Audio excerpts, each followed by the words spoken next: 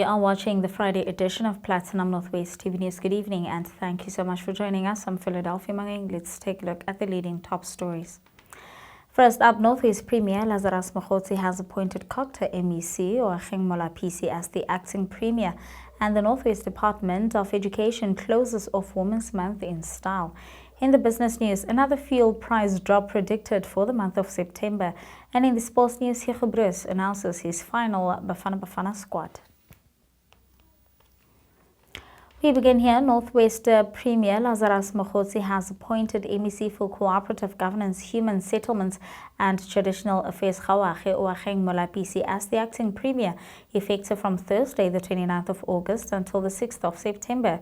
During this period, Premier Mokgosi will be leading a delegation of the provincial government to the Gyeongsang-do province of South Korea and the Henan province of China on an international mission. The primary objective of this mission is to strengthen economic ties between the two provinces, but critically to also position the Northwest province as a prime destination for investments. We are here to inform the people of our province that the Premier of the province, Honorable Lazarus Mokgosi, would be out of the province on an international trip accompanied by a number of MECs to South Korea and China on a trip to law investment for our province. During his absence, the Premier has decided to appoint me to act on his behalf so that the work of government continue. Important to note is that currently what is in our table, what we need to attend to urgently, it's an engagement at the National Council of Provinces with all premiers and presiding officers of the National Council of Provinces. So for this whole week, that's the task that we'll be busy with up until the Premier is back. So it's just to ensure that government operations continue. There is no vacuum whilst the Premier is outside of the province and outside of the.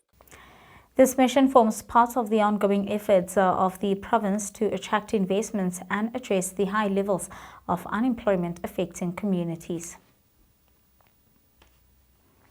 In other news, as Women's Month draws to a close, Northwest Education MEC Viola Mutsumi spent it at Sparkling Waters in Rustenburg to commemorate Women's Month by participating in an event alongside departmental senior managers and school principals.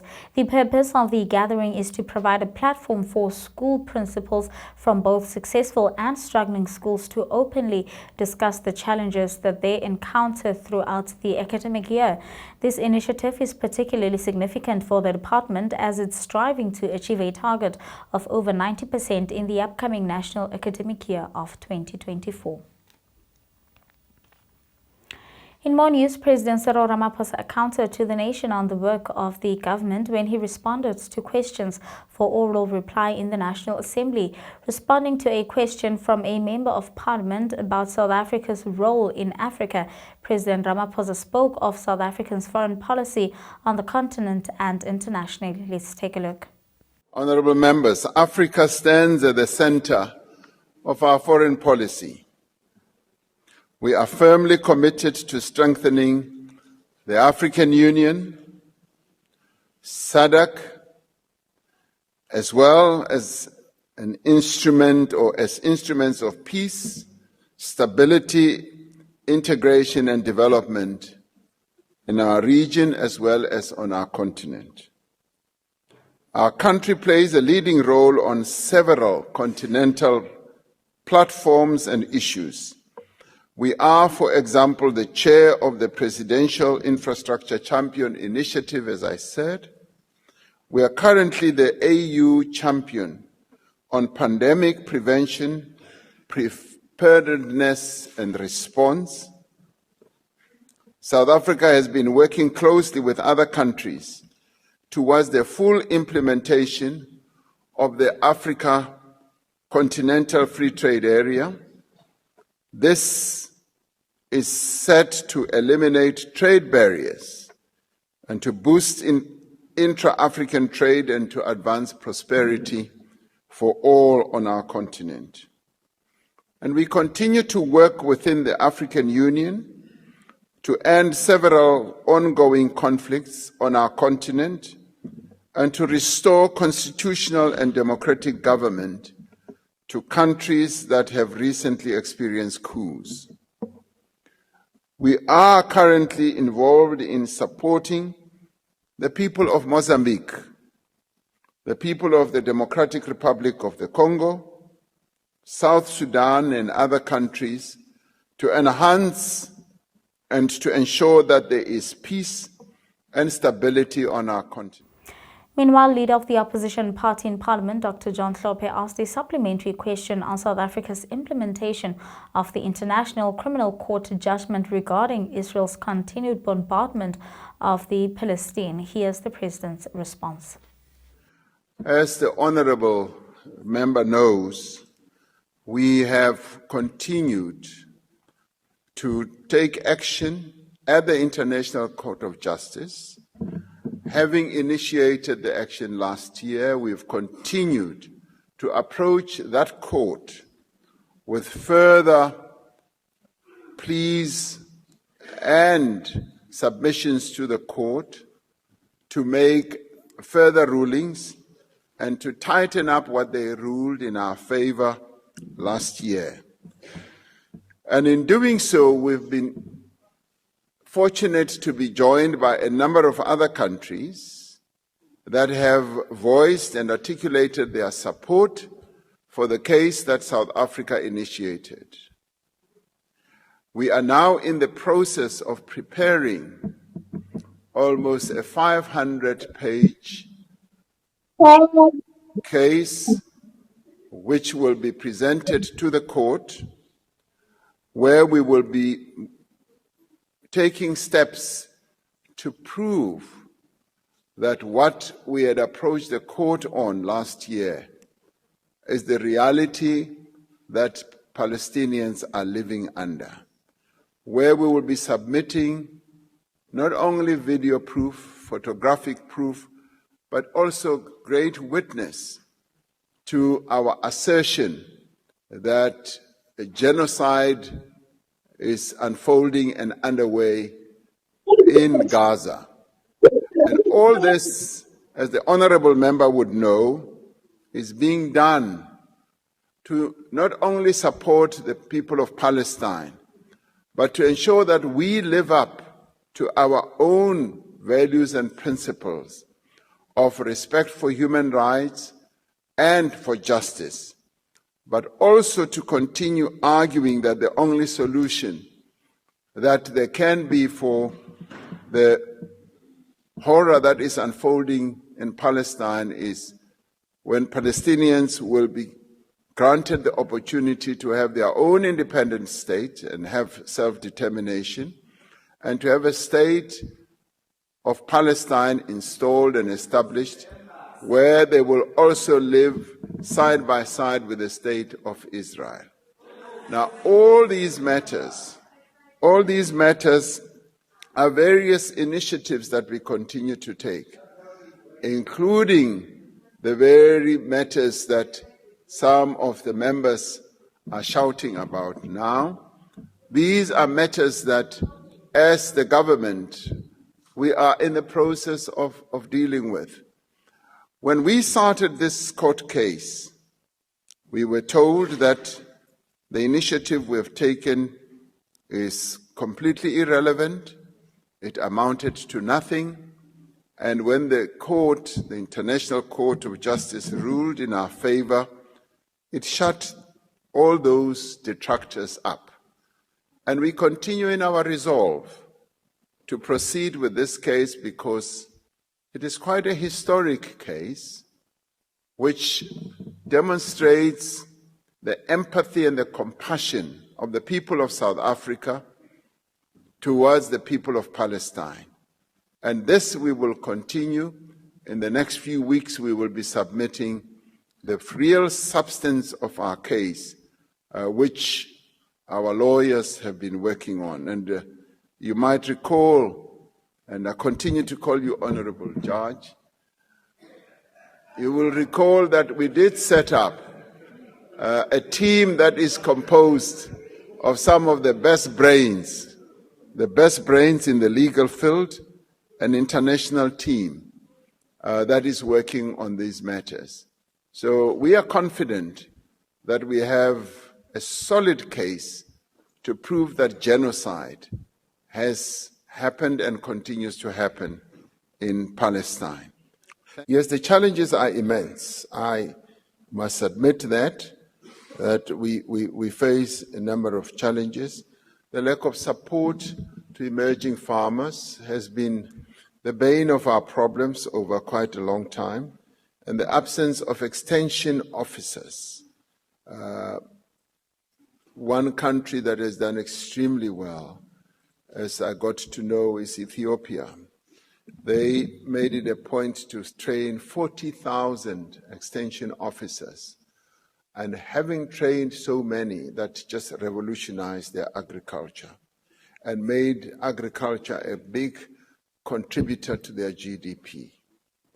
Now, we have been making steps or taking steps to increase the level of extension officers.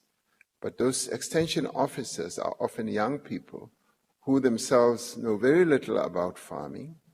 And this is where the more established farmers, commercial farmers, can play a key role in assisting the training and the preparation and capacitation of the extension officers that we need. Every farmer, particularly your emerging sector, needs extension advice on an ongoing basis. And the underspending, you're absolutely right, is something that has also bogged us down. Now, not establishing and building new dams is another challenge. And we often want to spend too much money in building dams, and yet there are new innovative ways of constructing dams more cost-effectively.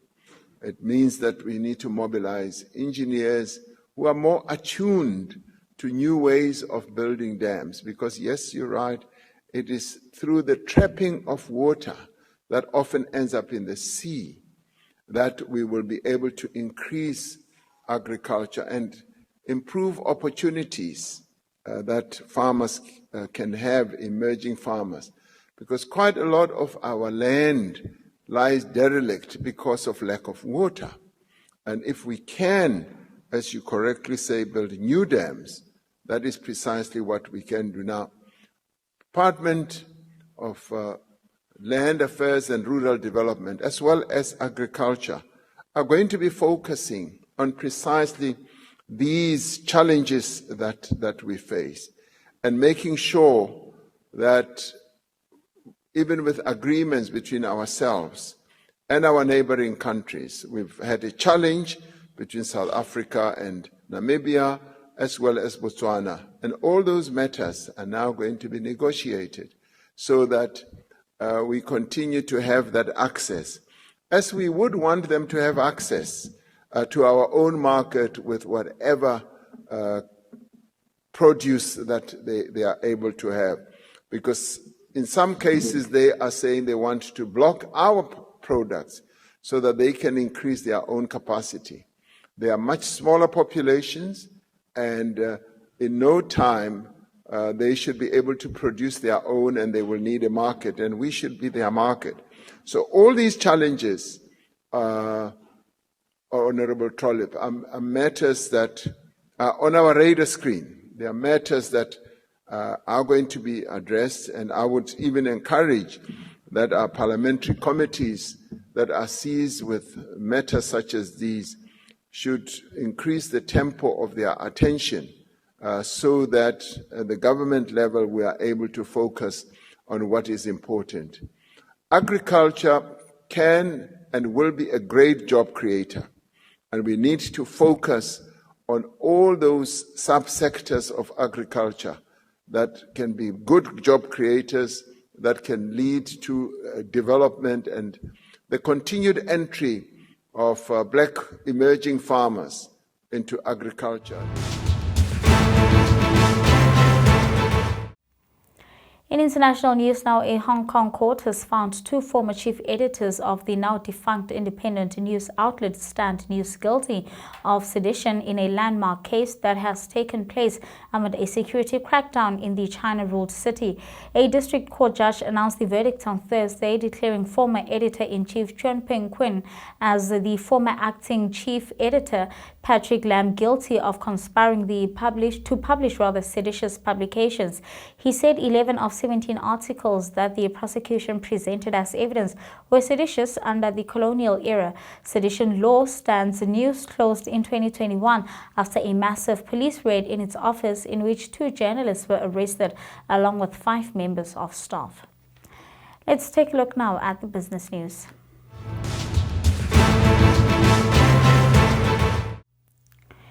In the business news, motorists will have an extra spring in their step after projections of the 4th consecutive fuel price drop is set for the month of September.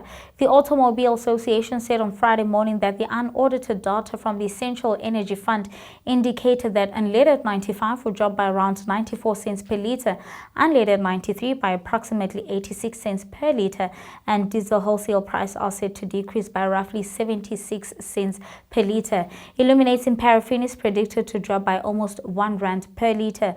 This will provide much needed relief for consumers and motorists alike, with continued decreases felt across sectors having a positive knock-on effect in their wallets. That's all from the business news. Your sports follows next.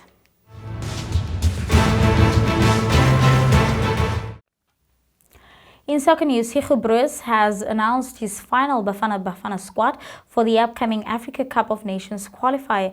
The Belgium strategist has named a 38-man preliminary squad, and it has now cut it down to 23 players. Bafana will start their AFCON qualification with a home game against Uganda at the Orlando Stadium on the 6th of September before traveling to South Sudan 4 days later. South Africa currently 10 games unbeaten under Bruce, with their last defeat coming in at the 2023 AFCON opener against Mali in January. South Africa are drawn in Group K alongside Congo, South Sudan as well as Uganda in the AFCON qualifiers. The 2 top nations from the group will qualify for the 2025 AFCON tournament, which will be held in Morocco. The tournament is set to start from the 21st of December 2025 through to the 18th of January 2026. Moving on to athletic news, South Africa's Udeme Ocon won the men's 400-meter final at the Under-20 World Champions in Lima, Peru on Friday morning. Ocon won gold in a time of 45.69 seconds. 18-year-old Ocon stunned Americans Jaden Davis and Sidin Chi with an impressive surge in the home straight. Let's take a look. But the 2 Americans holding. Here comes Ocon for South Africa on the final charge. Going away, it is going to be 2 medals for the USA and gold for South Africa. 45.69, just outside his lifetime best. Very smooth running action, comfortable in the end. 2 medals for the USA. I wonder if they were watching each other and not necessarily thinking he would charge through like that. Meanwhile, South Africa's Olympic hero Bayanda Walaza continued his impressive run when he eased into the 200-meter final. Walaza won his semi-final heat in a time of 21.00 seconds. The men's 200 final will take place at 1:30 a.m. South African time on Saturday morning. Earlier in the week, 18-year-old Walaza won the 100-meter final in a time of 10.19 seconds. His countryman, 19-year-old Bradley Nkwana, took the bronze. And that's where we're going to have to wrap it for this week. Thank you so much for watching. The team will be standing by on Monday. Till then, have a blessed weekend. Good night and take care.